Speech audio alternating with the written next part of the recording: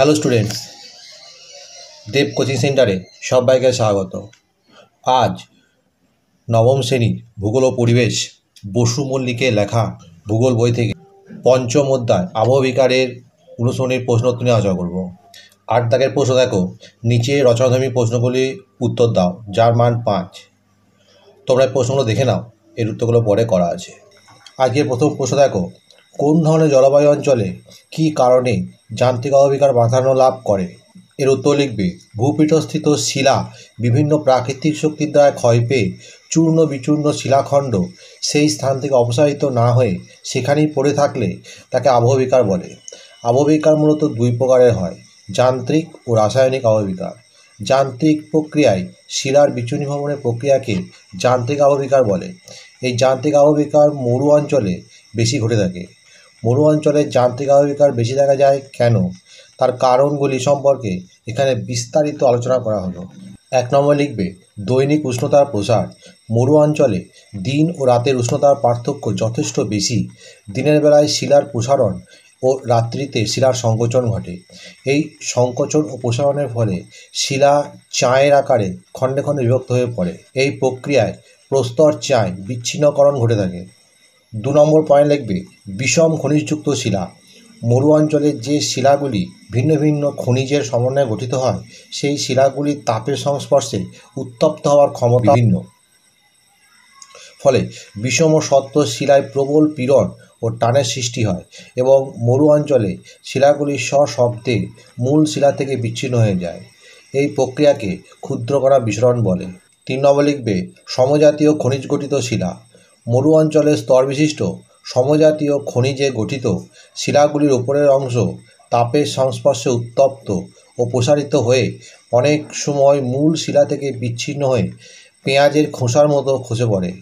এই প্রক্রিয়াকে স্বল্পমোচন বলে। 4 নম্বর লিখবে, বেশি মাত্রায় ক্ষয়ীভবন।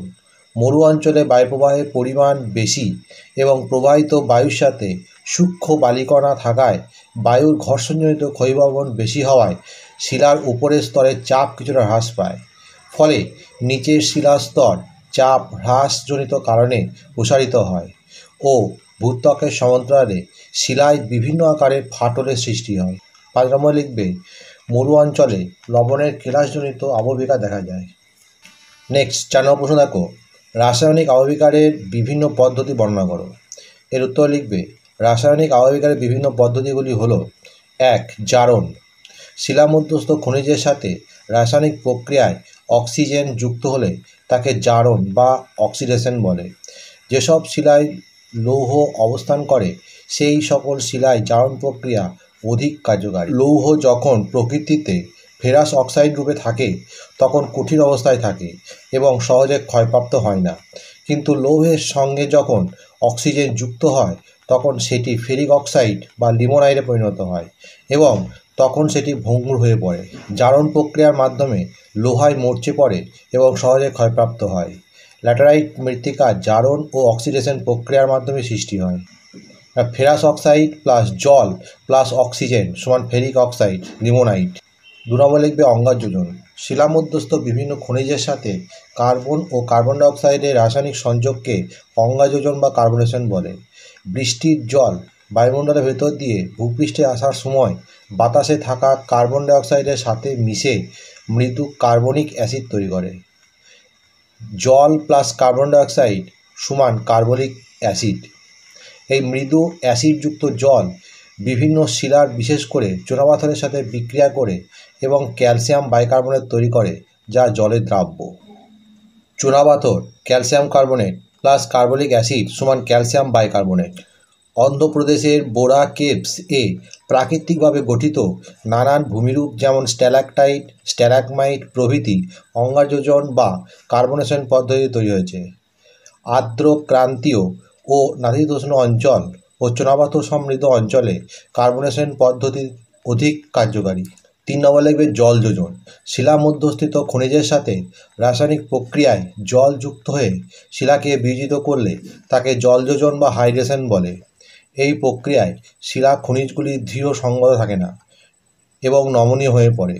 হেমাটাইট কঠিন লৌহ আকরিকের সাথে জল যুক্ত হয়ে অপেক্ষাকৃত ভঙ্গুর ও নমনীয় লিমোনাইট গঠন করে।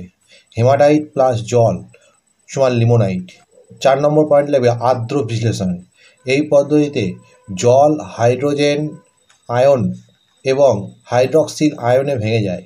এই হাইড্রক্সিল আয়ন শিলার মধ্যস্থ খনিজের সঙ্গে রাসায়নিক বিক্রিয়ার মাধ্যমে পরিবর্তন ঘটায়, যেমন অর্থোক্লেজ ফেলসপার।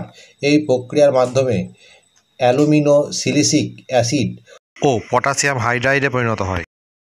অর্থোক্লেজ ফেলসপার প্লাস হাইড্রক্সিল সমান অ্যালুমিনো silicic acid plus potassium hydride. 5 নম্বর লিখবে দ্রবণ। শিলা মধ্যস্থ খনিজ জলে সরাসরি দ্রবীভূত হলে তাকে দ্রবণ বা সলিউশন বলে। অম্লধর্মী জলে দ্রবণ প্রক্রিয়া বেশি ক্রিয়াশীল হয়। দ্রবণ প্রক্রিয়ায় যত বেশি পরিমাণ জল খনিজে যুক্ত হয় বা প্রবিষ্ট হয়, খনিজ তত তাড়াতাড়ি দ্রবীভূত হয়। সন্দব লবণ, জিপসাম প্রভৃতি খনিজ জলে দ্রবীভূত হয়ে অপসারিত হয়। বন্ধুরা, এখানেই শেষ করছি। পরবর্তী ভিডিওতে আবার দেখা হবে।